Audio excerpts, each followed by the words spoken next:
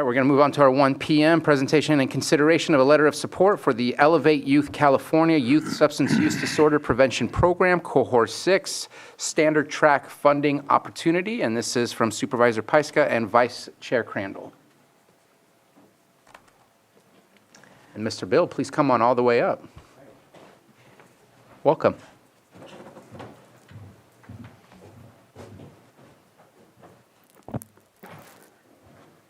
Thank you to the board. I didn't have a more formal presentation like Mr. Parker did, so I apologize. But I'll just do it more traditionally, just orally. Good afternoon. My name is Kyle Bill. I'm a descendant of the Quetzaldihi Wintu Nation. I'm also the executive director of Konokotai Native Wellness, which is a nonprofit that we started here in Lake County in 2016 on the Aboriginal homelands of the Ilem people. We're very proud to have a team comprised entirely of cultural practitioners that are active in their culture ceremonies here in Lake County. Most of our staff are either from Ilem or from Big Valley Rancheria. And so we've been doing a lot of work within Lake County since 2016 formally, but also prior to that, we've been doing community work as community organizers throughout the region. And so we're seeking, the last 2.5 to almost 3 years, we were a recipient of California Elevate Youth Program. It's a capacity building grant. And we've been building up our programming over the last 2 to 3 years. And we've been invited to apply for the Cohort 6 that Chair Sabatier mentioned through Elevate Youth, and it's $1 million grant over a 3-year period. And what that grant will allow us to do is to expand upon the programs that we've been building over the last 2 to 3 years. Within that time frame, we've been really fortunate to build strong relationships with the local 7 tribes here in Lake County. And we've been providing different support for even tribal programs such as Lake County Tribal Health. We've even worked with the local, Circle of Native Minds in the past as well. But really the goal of our program is to really look at our historical, as Mr. Parker was talking about, our historical experiences and our traditional knowledge and how we weave that into modern Western practices when it comes to health and wellness. And so what we've done with these many different agencies and even school districts, we've provided, we're really proud of the fact, with a lot of the things that are happening in the county, one of the school districts that has been most responsive to cultural awareness and cultural presentations is the Kelseyville School District. We've in the past held teacher-wide training over the summer break to provide professional development for the staff at Kelseyville Unified School District. And they've also invited us in years past to come and do presentations to all the local schools within the school district of Kelseyville during Native American Heritage Month. So we've provided robust presentations to elementary, middle school, and high school students. And we've also done some of those same presentations at Burns Valley Elementary and also here in Lakeport with Terrace Middle School. So we've been developing, a lot of our programming around not only youth development, but also education within the tribal community and the non-tribal community.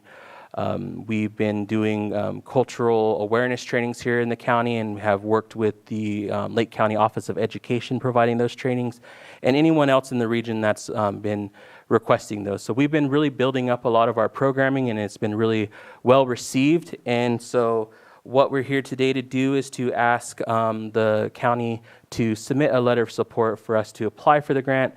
Obviously, it's not a guarantee, but it would definitely help us to be in a better position to show that it is not only the tribal community that's supporting our work, but also our non-native partners that can support our work. And I believe that this is, a step, understanding for generations that our tribe in this regions have been faced with enduring impacts of colonization, the loss of our land, culture, and community. And despite these challenges, our people have remained resilient, continuing to preserve our traditions, language, and cultural practices. We as KNWI want to ensure that this strength is passed to our youth while addressing critical issues such as substance use disorders, mental health, and cultural disconnection. We aren't a large outside entity, but a grassroots organization rooted in this community. We had talked about a 20,000-year history, and so we bring that knowledge into today's practices and best practices in how to revitalize our tribal communities through wellness and healing. And so I'm open to any questions you might have or any possible partnering in the future, what that might look like. Because as we continue to grow, our small team will continue to expand. And hopefully the end goal would be more and more, not only tribal, but even our non-native allies can reach out for different services and sharing of best practices when it comes to delivering services within the county to our native population. Well, Kyle, I really appreciate you reaching out with this opportunity. And also looping in Director Jones, who's in the back, who's equally excited to offer this support. So if you all haven't had a chance to connect yet, that's where she is. And this is just another opportunity to cross-support and collaborate for the benefit of everybody that lives here and all of our communities. And so I'm just happy that we can offer this support and hope you get it. Yeah, thank you. Yeah, definitely bringing in those state resources to our county is so important to address a lot of the needs. We have a lot of very strong tribal programs. Each of the tribes have very robust programs as well. And so what we like to do is just amplify some of those programming and by going to the different tribal communities and supporting them in their programs any way that we can. Whether it's providing workshops, we have trained facilitators on staff when it comes to some of the evidence-based programming, such as White Bison's, recovery program. We have trained facilitators in motherhood and fatherhood sacred programs. The vision with those is to hopefully build a stronger relationship within the county so that the courts could recognize and honor those programs as also ways that, parents and families that are involved perhaps in the criminal justice system or, that are, involved in the foster care system, that those can be resources that can provide culturally relevant and culturally appropriate services that are recognized and honored as things that our families and our families connect to as a way to bring about healing and reunification or, not reducing that justice involved, communities being justice involved. Thank you. Well, thank you, Kyle, for bringing this to us, and Supervisor Pyska for sponsoring this, co-sponsoring this. And I know that all the work that you do in the community, and I've been even seeing it work for families, and it's another way to engage that a lot of times folks don't have the opportunity to have services like the ones you provide. So full support of this, and we're hoping you get the grant. Yeah, and just touch base. One of the aspects of the grant as well is to engage more youth in the civil, the election process and more civil engagement. And so we've been slowly doing that. We've been partnering with the California Native Vote Project. Many in the county might recollect we partnered with Robinson Rancheria to host a voter registration party as being a smaller population within the county, but being in a rural county, votes really have an impact. And so we want to engage tribal members, tribal citizens to be more engaged in that process, voting. And so one of the major challenges and barriers that we recognize is there's a lack of voters being registered in the tribal community. And so that has been one of the things that we've been working on. We'd like to utilize this grant to build upon that, especially with younger voters that might not be as involved or aware of kind of how that local elections look and how to navigate that. So that is also one aspect that we're looking to do is engage and build up young people's more involvement within the tribal community, not just in elections, but also in leadership in general, tribal leadership as well. Supervisor Green? Yeah, thank you for bringing this forward. Very excited to offer support. I did do a little digging while you were talking. People that are interested and want to do additional research can go to elevateyouthca.org and get a little more information on this current round of cohort funding. But one thing I was pleased and also a little surprised to see was this grant money comes from Proposition 64, the cannabis tax and the legalization measure passed in 2016. And among the challenges for applicants for this cohort is to research what local cannabis taxes look like or lack thereof, and how a county in this case might be spending its cannabis tax revenues. So I know you're not here to deep dive into the joys of local cannabis regulation or cannabis tax policy, but I do see an intersection here. So I think the letter before us today is the very least we can do, but there is a challenge to you as an applicant and to us as a county to better understand what we are doing with our cannabis tax revenues and whether we are routing them appropriately to things like this. You mentioned evidence-based education, which I love to hear, and that's definitely a big theme in Proposition 64. But it's hard to message some of that stuff. It seems to me, depending on the program and the source of the funding, we're kind of going back to the 80s where it's all just say no. So can you just flesh out just a little bit what evidence-based education looks like from your context, and how you're actually going to go about doing the job here? Yeah, so I appreciate the question. That is one of the biggest challenges that we face, especially with indigenous communities, is trying to persuade those within positions of power, especially when it comes to funders, is how do we show and demonstrate that our traditional practices are evidence-based? Because we often only refer to that within the Western context, right? And so has a program been studied? Has a program been validated by academics to show that that is impactful, that it has a positive effect?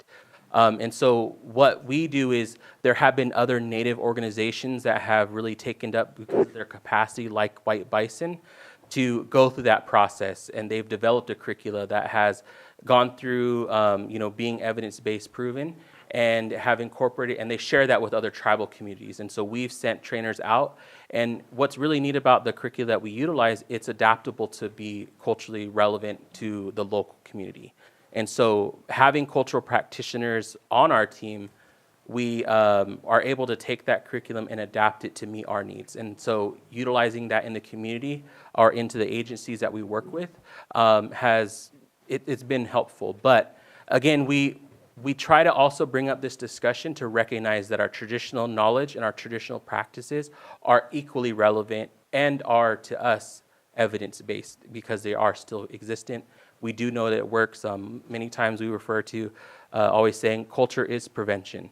And studies are starting to show that more youth that are connected to their culture, connected to their communities, are less likely to be involved in the criminal justice system. They are less likely to be, involved in substance use. So we're slowly starting to build that capacity. We would love to here locally to start to develop some of those programs that are more relevant to our tribal communities and working with our tribes here to develop something like that, and partnering with local, educational institutions to help build up programs that could be quote unquote evidence-based. Well, thank you for bringing this item. As you're speaking and presenting what the letter will support, I might be wrong with what I say, but I don't believe that I've seen you at the meetings regarding the opioid settlements, and I'm hopeful that you will, in your conversation with Director Jones, discuss when that will be coming, and is there a possibility of collaboration? There's going to be a lot of decision-making that will occur with how to use the opioid settlements, but I know of the work that you do. Appreciate the work that you do, and this is a great opportunity to support that work, and I hope you can get the grant. But we have some upcoming decisions to make on how to enhance and increase the work done in our community to really how to attack the issue of opioids in our communities. And I think every community is being hit, some stronger than others, unfortunately, but I think there's a potential place for that. And so I'm hoping to see you in further conversations to both hear that you have received this grant and how we can continue to collaborate together. So thank you again. Definitely. Thank you. Supervisor Simon. Yeah, obviously, the letter's a no-brainer. So thank you for bringing it. I appreciate that. So thank you for having this, an opportunity to vote on this. My one question to you, though, Kyle, is do you know if any other tribes or anybody else is going for this same grant or anything? Have you I talked haven't- to anybody? I have. I usually share it. I've shared it with other tribes outside of the region also. Okay. I know Big Valley Rancheria has received funding in the past. Okay. I haven't really, but I'm not aware of anyone. No one shared with me that they've also applied. But yeah, I know that there are usually those email lists include a lot of different programs, and I'm not aware specifically of any other tribes in our area that are. Just want to make sure we're getting all the support. Obviously, from Middletown's standpoint, I will check and we'll get back to you and make sure we're not going after the same thing. I think if we can all work together to bring that money to you, and, you know, I don't know about Robinson, just checking on these things so we're not competing against each other, especially in this forum, would be really good. So obviously, supporting the letters, support the work that you guys are doing. And yeah, we'll be collaborating more in the future too. I see emails a bunch on my tribal side that we're already talking about things. So appreciate that. And yeah, let's just keep it going. Awesome. Thank you. All right. If there's nothing further, let's go ahead and open it up for public comment. Anyone wish to speak on this item? I see no hands raised in the Zoom room, no movement in the chamber, so I'll bring it back to the board.